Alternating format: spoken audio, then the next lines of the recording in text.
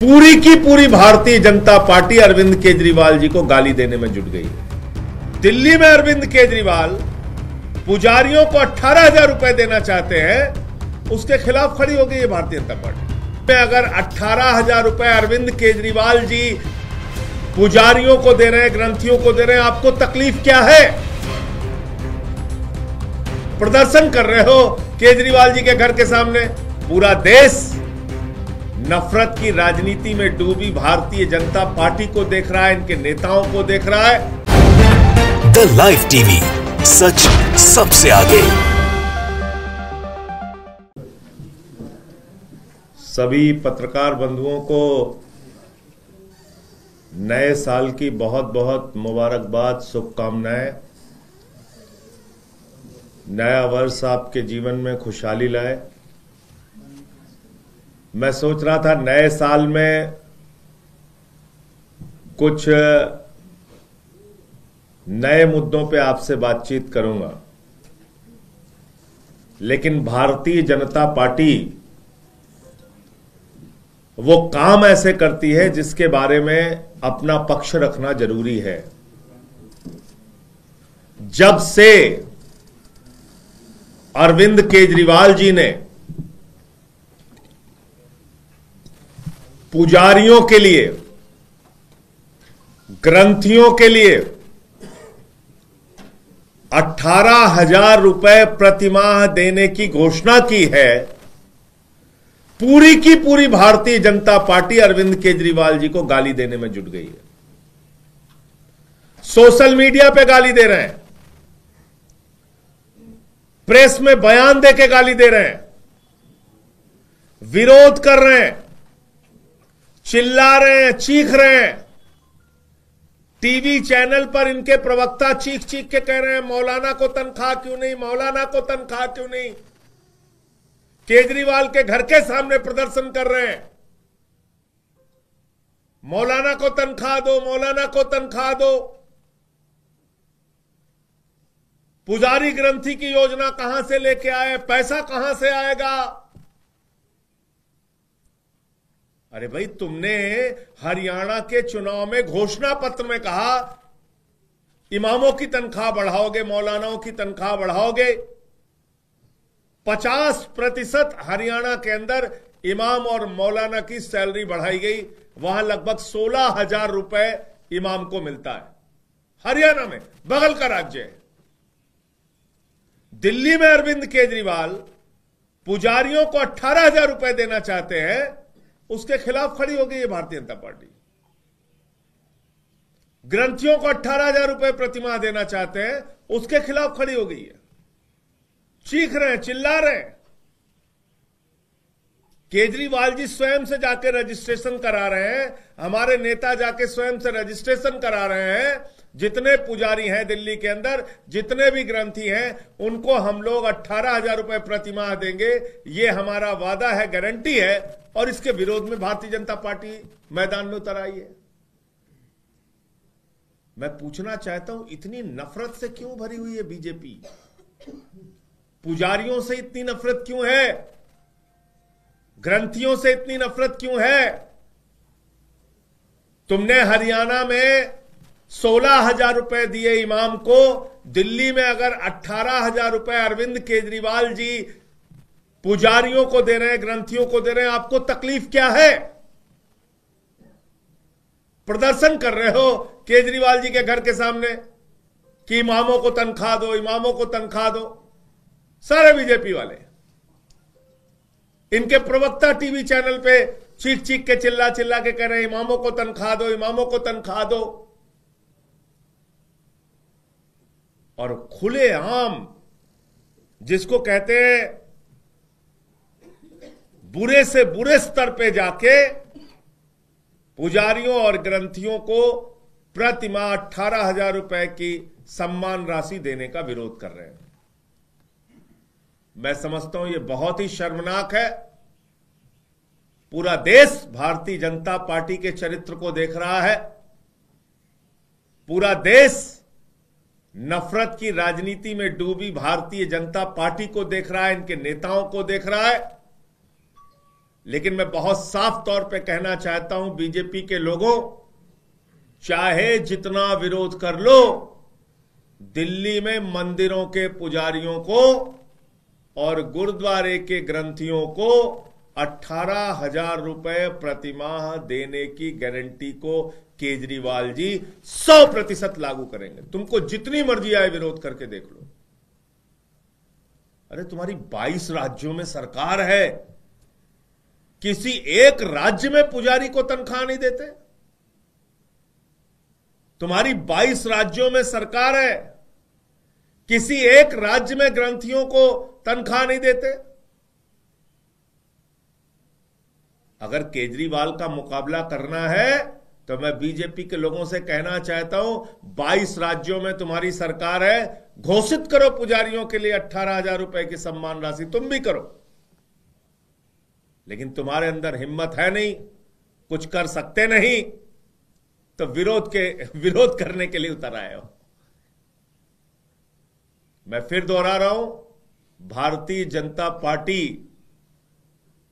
एड़ी से लेके चोटी तक जितना चाहे विरोध कर ले, पुजारियों को और ग्रंथियों को 18,000 रुपए की सम्मान राशि दिल्ली में केजरीवाल जी की गारंटी है और उसको हम लोग लागू करके रहेंगे।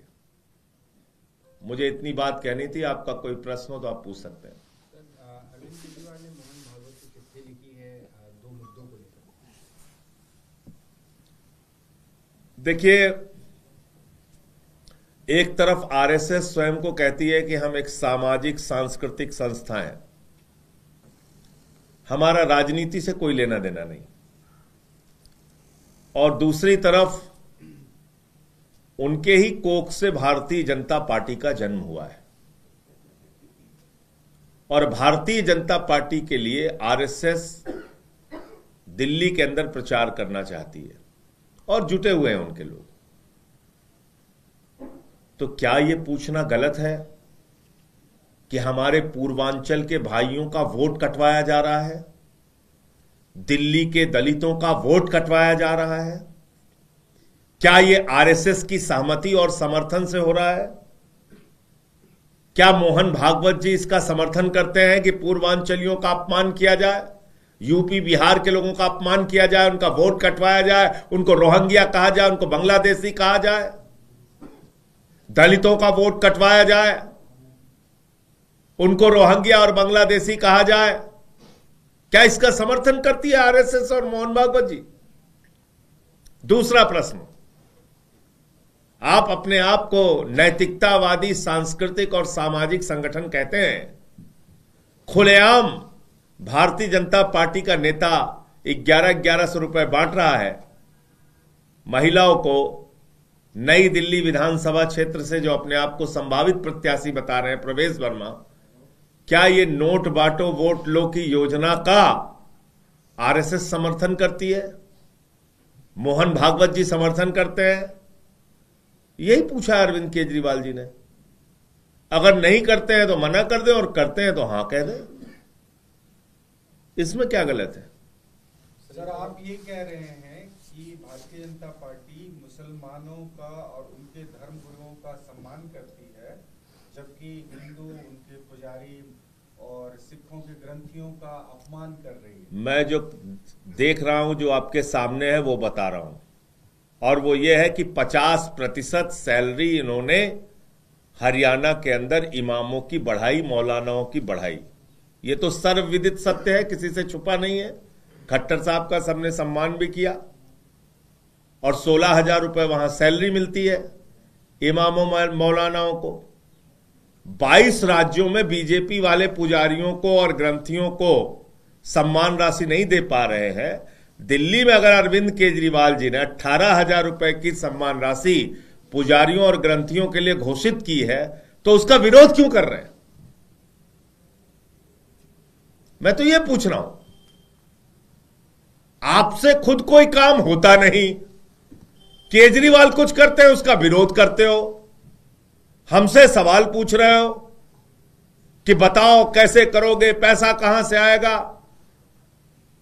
अरे बेईमानों, याद करो तुमने बिजली फ्री का भी विरोध किया था, हमने दिल्ली में बिजली फ्री करके दिखाया केजरीवाल जी ने।